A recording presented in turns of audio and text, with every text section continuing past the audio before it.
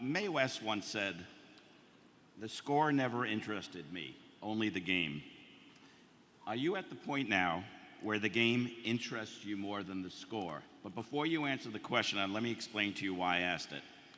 In the past, your research has been all-encompassing, whether measured in time devoted to selecting investments and acquisitions or the intensity of analysis.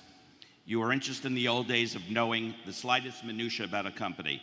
You once said in characterizing Ben Rosner, quote, "Intensity is the price of excellence," close quotes. Your research style has seemed to morph over time from a sleuth-like analysis. American Express comes into mind when you hired Jonathan's dad, Henry Brandt. You and he conducted weeks of analysis and site visits and channel checks, not so much in the later investments. As an example, you famously thought of making the Bank of America investment in your bathtub. There is an investment message of this transformation from being intense to less intense. Would you please explain the degree it has to do with the market, Berkshire's size, or some other factors?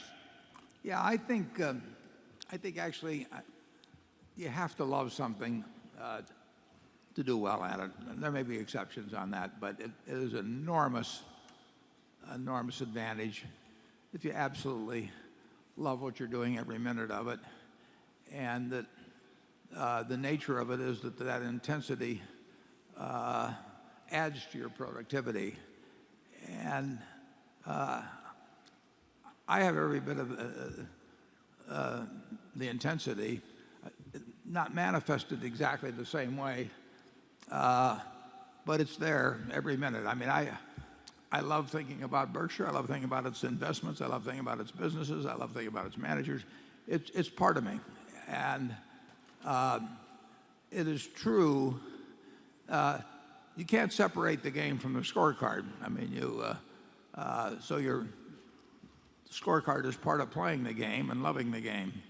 The proceeds to me, are unimportant, but the proceeds are part of the scorecard, so they come with a scorecard. But it's much more important.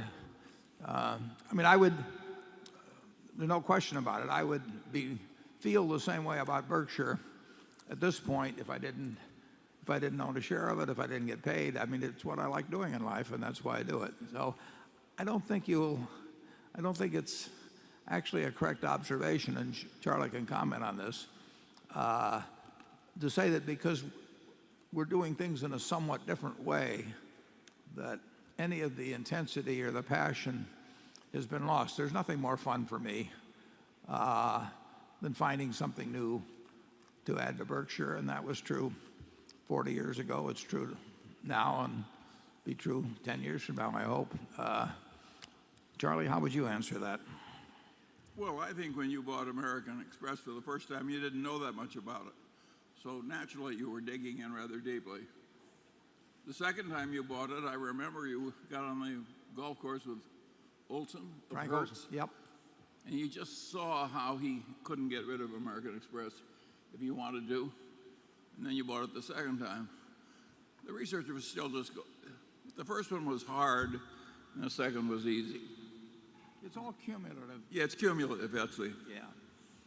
And what I learned sitting with Lorimer Davidson on a Saturday at Geico in January of 1951 is still useful to me, and I don't have to learn it a second time. I can build on it, but that's one of the great things about investing. I mean, the universe, there's enough in it so that you can find lots of opportunities, but it's not like it's changing dramatically all the time. There's some things that may change, and we just don't play in that part of the game if we don't understand them. But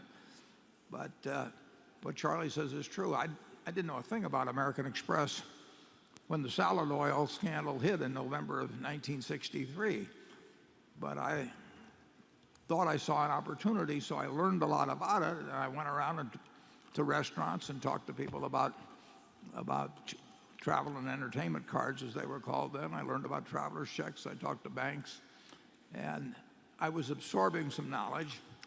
And then, as Charlie said, when we were up at Prouts Neck playing golf with Frank Olson, and he was running the Hertz Corp, and he was telling me that there was no way in the world that he could get rid of American Express or even get them to cut their fees.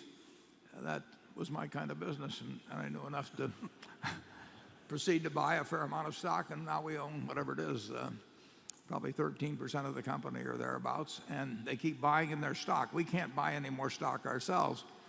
I got asked that question in March of 2009 by Joe Kernan, why aren't you buying the stock of American Express? Well, it was a bank holding company and we couldn't add a share. But they are doing it for us, and I love that. At Coca-Cola, at Wells Fargo, to a lesser degree, at IBM, at most of our companies, our interest in the company goes up every year because the companies are repurchasing shares and they probably earn more money, so we got a double play going for us. The passion is not gone, I promise you.